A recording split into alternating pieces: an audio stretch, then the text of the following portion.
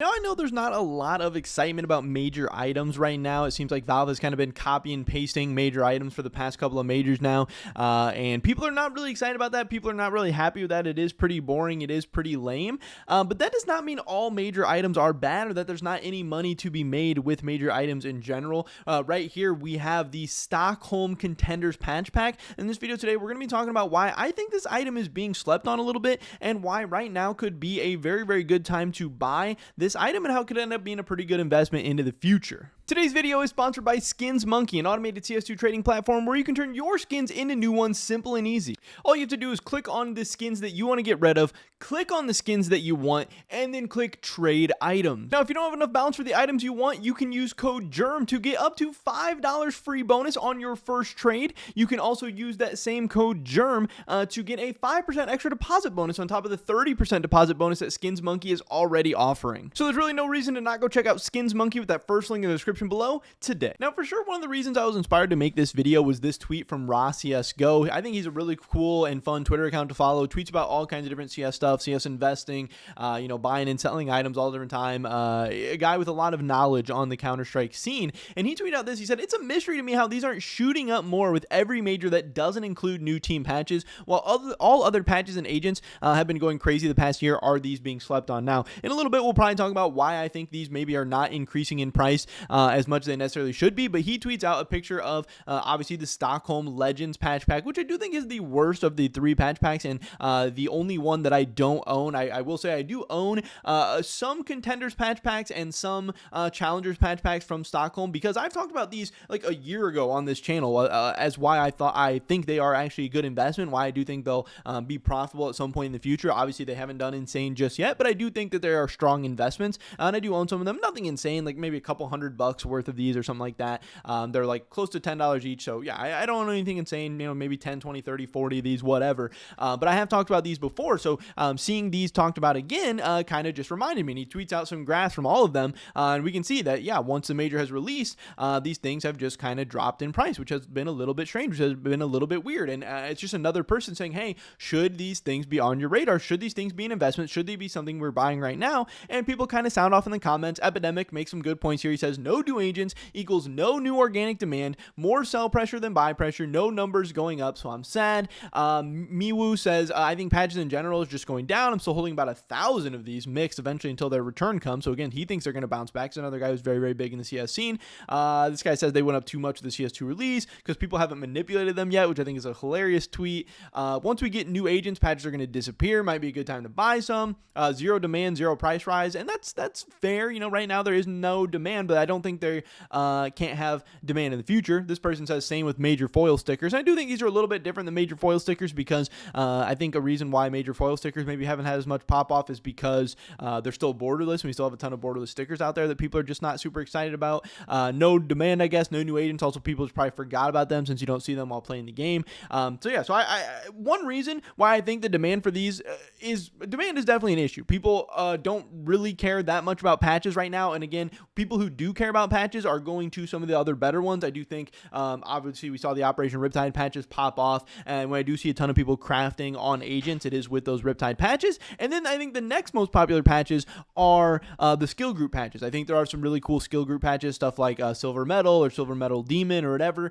So people, obviously there's not a ton of demand in general in like the patches or patches crafting space, and for the people who do care about patches or crafting with them or collecting with them or whatever, they're going to other places. But again, these major patches are a one-of-a-kind item. I do think they have some very, very strong fundamentals, and these patch packs are obviously something that are being opened, they're being consumed, they're getting older, they're getting more rare, but at the same time, these items are only 3 years old. Again, Stockholm was in 2021, it's only 2024 right now. Sometimes things take more time to gain age, to gain rarity, to gain novelty, to gain some things like that. And like I said, I think just in general, these Stockholm patch packs are getting caught up a little bit in the fact that people are down on major items in general. Again, stuff from Stockholm, Valve kind of keeps putting out the same major items over and over again. And yeah, they haven't put out patch packs again, or they haven't put out team patches, but people are just not really that excited about them. Now again, ways that the genuine demand could increase for things like this is obviously new agents coming out. If and when we do get new agents, which I think we will get at some point for sure,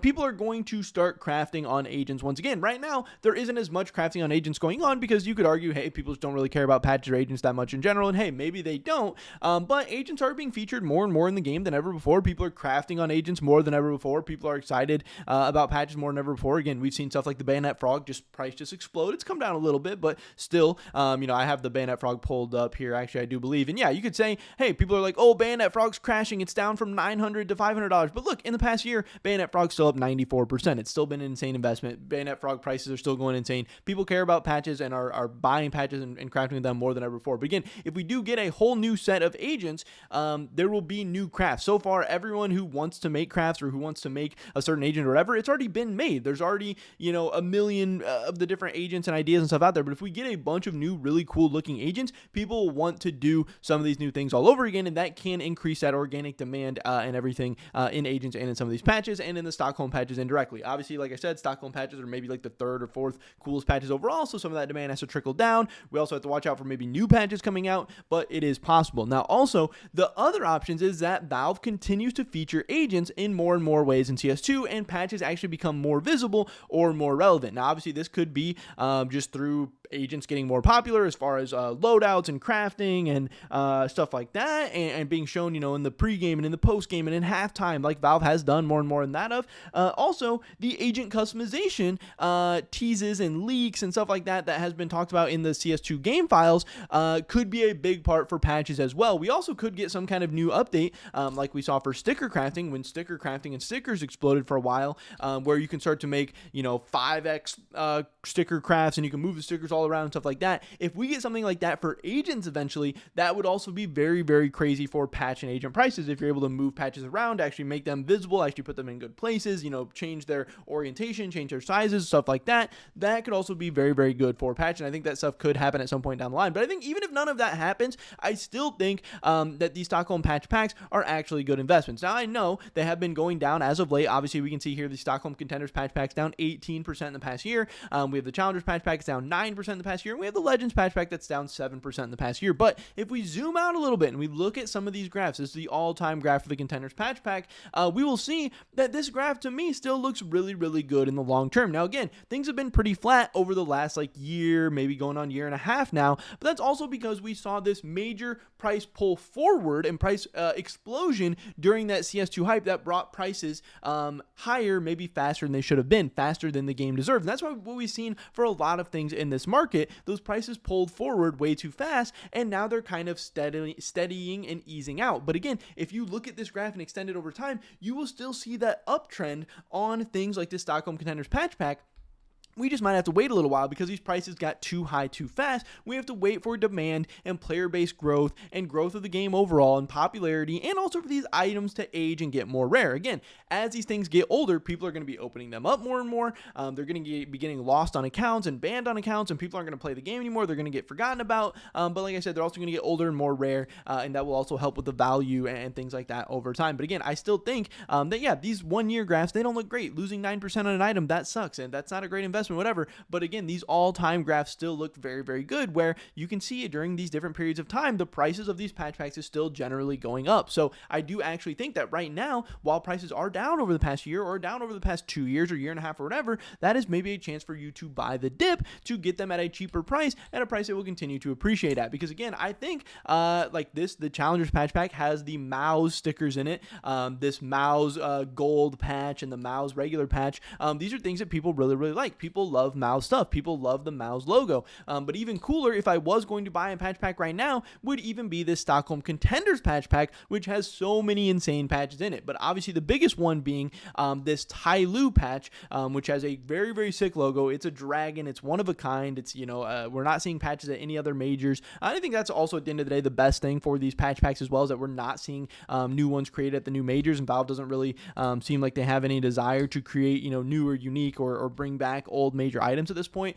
So I do think that these items are like a novelty and are a one of a kind, and that's really going to help the price of them over time. But yeah, this Contenders patch pack is so cool. You have Entropic, you have Godsent, you have Sharks, you have Copenhagen Flames, you have FaZe, but obviously Tyloo being that big chase one. And this is the one where if I was going to buy it, I would be putting my money into them the most. But yeah, I think these are probably just a little bit too cheap right now. I think the market is kind of sleeping on them. I think people are forgetting about them. I think the fundamentals are really, really strong, and I could definitely see this being a strong investment that people are going to make a decent amount of money off going forward into the future. Now, again, I'm not saying they're necessarily an S plus tier investment or anything like that, but if you wanted to set it and forget it, throw some money into them, I wouldn't be shocked if you're able to make some money off these in the next, 2, 3, 5 years, whatever. We'll have to wait and see. I don't know. Just an idea and something I want to talk about in this video today. Hopefully I catch you guys in the next one. Until then, peace.